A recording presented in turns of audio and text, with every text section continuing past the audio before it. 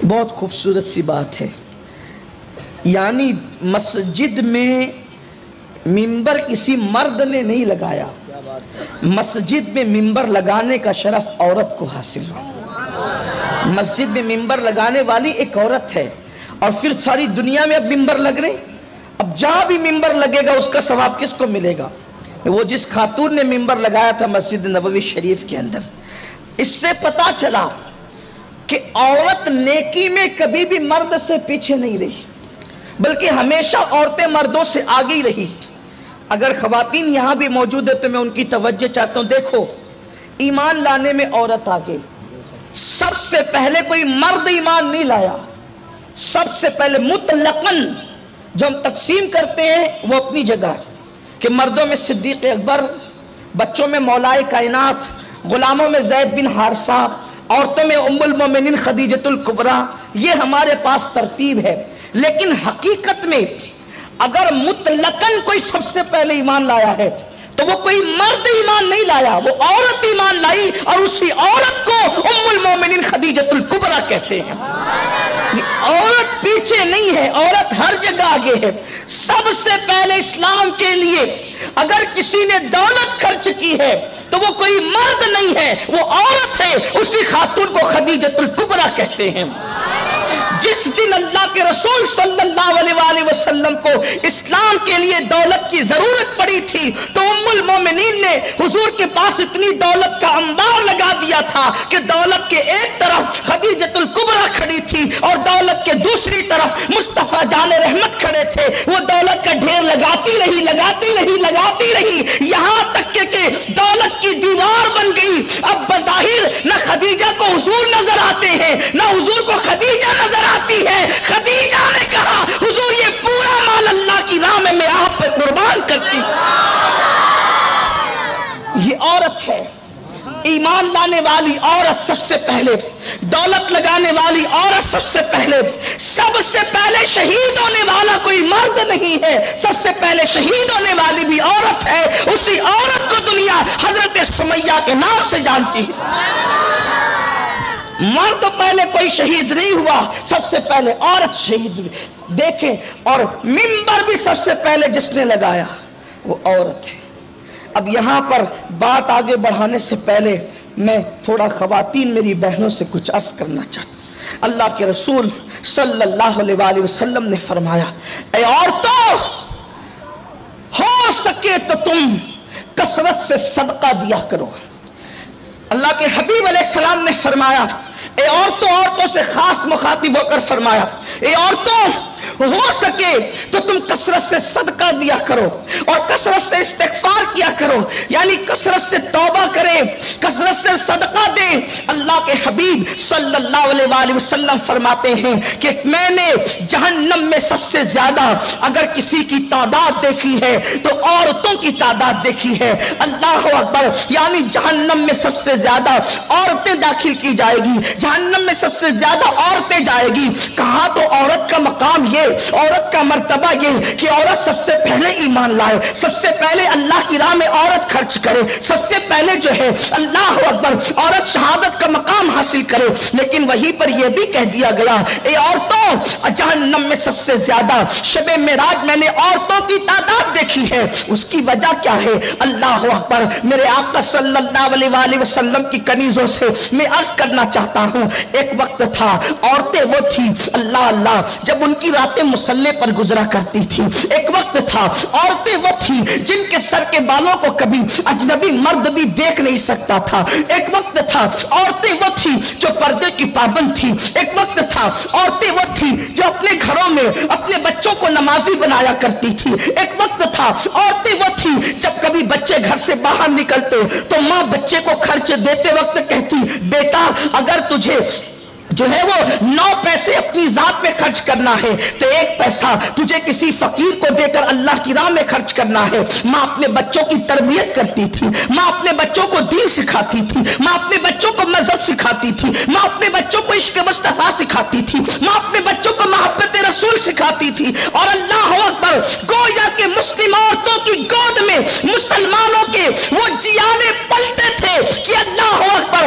عورت تو گھر کی زینت تھی، گھر میں بیٹھتی تھی، مگر ان की गोद में पलने वाला, कभी सलाहुद्दीन अय्यूबी की शक्ल में फातिह बैतुल मक़दिस बनता था, कभी तारिक बिन ज़ियाद बनता था। अल्लाह अकबर। मेरे आका सल्लल्लाहु अलैहि वसल्लम की कनीज़ें इस कदर शान वाली थी कि कौमों में इनकलाब पैदा हो करने वाले बच्चे इन्हीं माओं की गोद से परवरिश पाते थे। लेकिन आज औरतों का हाल ये हो गया, औरतें मेकअप के नाम पर अल्लाह के नबी की नाफरमानी कर रही है, औरतें बेपर्दगी का शिकार है, औरतें बारीक और पतले लिबास पहन रही है। औरतों का हाल ये है कि अल्लाह अकबर, गाना सुनने में तो वक्त जाता है लेकिन अल्लाह की इबादत के लिए वक्त नहीं है, सीरियलों के लिए टाइम है, तिलावत कुरान के लिए टाइम नहीं है। औरतों को मस्ती मजाक और रत जगहों में नाचने और गाने का वक्त तो मिल जाता है, लेकिन अल्लाह अकबर, रब तबारक व तआला की बारगाह में सर झुकाने का वक्त नहीं मिलता। सुन लो, दुनिया की रंगरेलियां हमेशा के लिए नहीं है, दुनिया के ये बहारें हमेशा के लिए नहीं है, दुनिया की ये नगमगी हमेशा के लिए नहीं है। रूह का रिश्ता जिस दिन जिस्म से टूट जाएगा उस दिन तुम कुछ नहीं कर सकोगे, ना नेकी कर सकते हो ना गुनाह कर सकते हो। अच्छी तरह याद रखो, इंसान जो करेगा आखिरत में वही पाएगा। ऐ खातूने जन्नत की कनीजों, सुन लो, मेरे आका मुस्तफा जाने रहमत सल्लल्लाहु अलैहि वसल्लम ने इरशाद फरमाया, अल्लाह अकबर, कि मैंने जहन्नम में कुछ औरतों को ऐसे देखा जो नंगी औंधे मुंह जहन्नम की खूंटियों से लटकी हुई थी। मैंने पूछा, जिब्रील ये कौन औरतें हैं? जिब्रील अमीन ने अर्ज की, या रसूल अल्लाह सल्लल्लाहु अलैहि वसल्लम, ये आपकी उम्मत की वो औरतें हैं जो कपड़े पहनने के बाद भी नंगी रहती थी।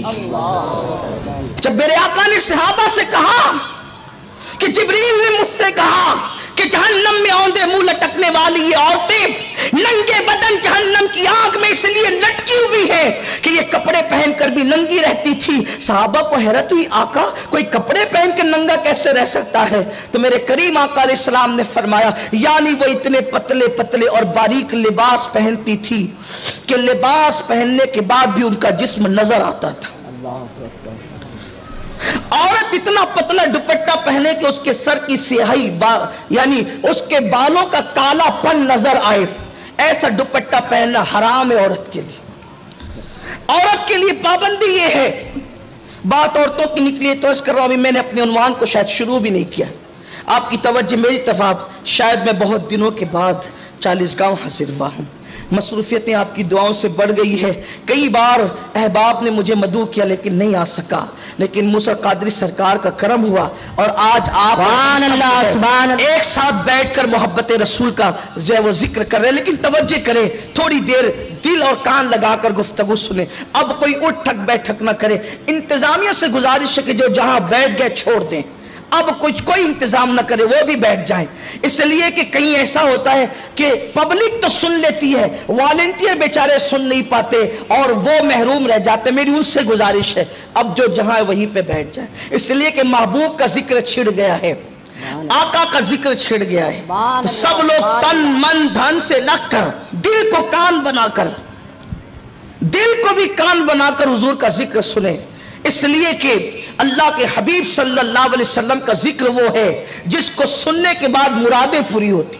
जब हुजूर का जिक्र सुनो, दिल में जो भी मुराद लेकर सुनोगे तो इंशाअल्लाह वो मुराद पूरी होगी। सुभान अल्लाह। बदबख्त नेक बख्त बन जाती जिक्र की बरकत से, तकदीरें बदल जाती जिक्र की बरकत से, मुसीबतें टल जाती जिक्र की बरकत से। इसलिए कि ये नाम कोई काम बिगड़ने नहीं देता, बिगड़ी भी बना देता है। सब नाम मोहम्मद। सुभान अल्लाह। नारे तकबीर, नारे रिसालत, हुजूर निगरान सुने दावत इस्लामी। यही नाम है कि यूनुस अलैहिस्सलाम ने मछली के पेट में लिया तो अल्लाह ने यूनुस को मछली के पेट से निजात अता फरमा दी। यही वो नाम है कि जो नाम नूह ने कश्ती में लिया तो अल्लाह ने कश्ती को किनारा अता कर दिया। यही वो नाम है जब जनाब मूसा ने दरिया में लिया तो अल्लाह ने दरिया में रास्ते पैदा कर दिए। यही वो नाम है आदम अलैहिस्सलाम ने दुआ के वक्त लिया तो अल्लाह ने 200 साल के बाद हजरत आदम की दुआ को कबूल फरमा फरमा लिया। आंखों का तारा नाम मोहम्मद, दिल का उजाला नाम मोहम्मद, रखो लहद में जिसका मजीज हो पढ़कर सुनाना नाम मोहम्मद। पूछेगा मौला लाया है क्या क्या, मैं ये कहूंगा नाम मोहम्मद। पढ़ती दुरूदे दौड़ेगी हूरे, पढ़ती दुरूदे दौड़ेगी हूरे, लाशा जो लेगा नाम मोहम्मद। आंखों में आके दिल में समाकर रंगत रचा जा नाम मोहम्मद, और अपने जमीले रज़वी के दिल में आजा समा जा नाम मोहम्मद। सुभान अल्लाह रसूल अल्लाह। ये नाम की बड़ी बरकतें हैं, ये नाम ज़बान पे बाद में आता है, पहले अल्लाह मग़फ़िरत फरमा देता। सुभान अल्लाह सुभान अल्लाह। इसलिए कि इस नाम की बड़ी बरकत, कहने वालों ने कहा हजार बार बिशोयम दहन ज़मुश्क गुलाब हुनूज नाम तू गुफ्तन कमाल बेअदबीस्त, कि या रसूल अल्लाह अगर हजारों बार मैं अपना मुंह मुश्क और गुलाब से धुल लूं और एक मर्तबा नाम मोहम्मद लूं तो मेरा मुंह नाम मोहम्मद लेने के काबिल नहीं हो सकता। ये है नाम मोहम्मद की शान। तो हुजूर का जिक्र सुने, ध्यान से तवज्जो से सुन। उनका जिक्र फरिश्ते भी अदब से करते हैं, उनका जिक्र मलाइका भी अदब से कर, जहां उनका जिक्र होता है वह इतनी तादाद में फरिश्ते उतरते हैं कि जमीन और आसमान के दरमियान का पूरा खला फरिश्तों के वजूद से भर जाता है। सुभान अल्लाह सुभान। हमारी आंखें देखें या न देखें, जिक्र मुस्तफा की बड़ी शान है। अर्ज कर रहा था कि अल्लाह के रसूल सल्लल्लाहु अलैहि वसल्लम ने फरमाया कि कपड़े पहनकर नंगी रहने का मतलब यह है कि इतने बारीक और पतले लिबास पहनती होगी कि कपड़े पहनकर भी जिस्म नजर आता।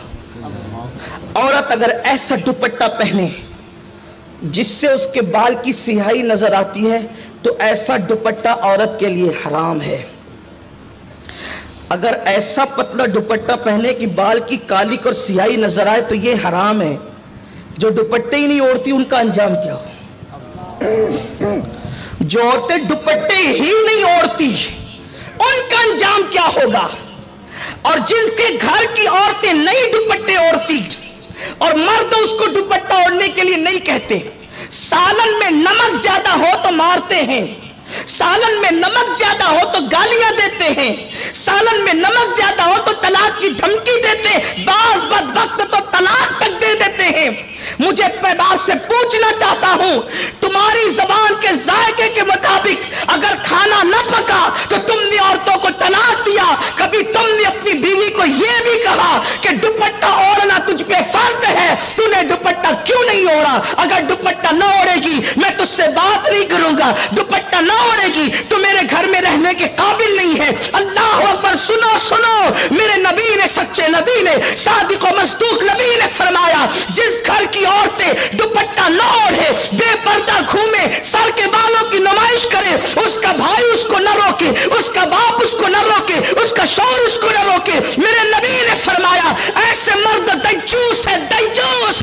अल्लाह ना उनकी नमाजें कबूल करता है ना दुआएं कबूल करता है, और अल्लाह ऐसे मर्दों पे लानत करता है जिसके घर की औरतें बेपर्दा घूमती है।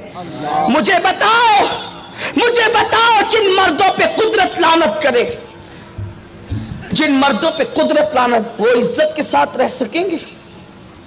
और औरत दुपट्टा ना ओढ़े तो उसके घर के मर्दों पे लानत पड़ती है, और जब उसकी वजह से मर्दों पे लानत पड़ती है, अगर वो मना ना करे तो, उसको ना रोके तो उन औरतों का खुद का अंजाम क्या होगा? उन औरतों का खुद का अंजाम क्या होगा? औरतें हैं इतनी नाजुक, इतनी नाजुक, उन्हें सिनफ नाजुक कहा जाता है। अगर औरतों को डांट दो, डांट पड़ जाए ना औरतों को, तो डांटने से रोने लगती है। मैं सोचता हूँ मेरी बहनें कितनी कमजोर है, कितनी नादान है। शौहर और भाई की डांट पे जो रो, बाप की डांट पे जो रो दे, जब फरिश्तों के चाबुक इनके जिस्म पे पड़ेंगे जहन्नम की आग के बने हुए, उस वक्त इनका अंजाम क्या होगा? जो डांट न सुन सके और रो दे, जब फरिश्ते इन पे चाबुक बरसाएंगे बेपर्दगी की बुनियाद पे, होठों पे लाली लगाने की बुनियाद पे, पतले पतले बारीक लिबास पहनने की बुनियाद पे, मर्दों से फोन पे लंबी लंबी बातें करके, जिना की बातें करके, नाजायज हराम बातें करके भागने का प्लान करने की बुनियाद पे, उस वक्त इनका अंजाम क्या होगा। बड़ी माजरत के साथ, मुझे कोई शौक नहीं है इन उन्वानात पे तकरीर करने का, लेकिन नश्तर जो लगाता है वो दुश्मन नहीं होता। कौम का दर्द बेचैन करता है कि हक बोल दिया जाए, वरना लोग कहते हैं आप हमारी बेटियों के भागने का तस्करा माइक पे क्यों करते हैं।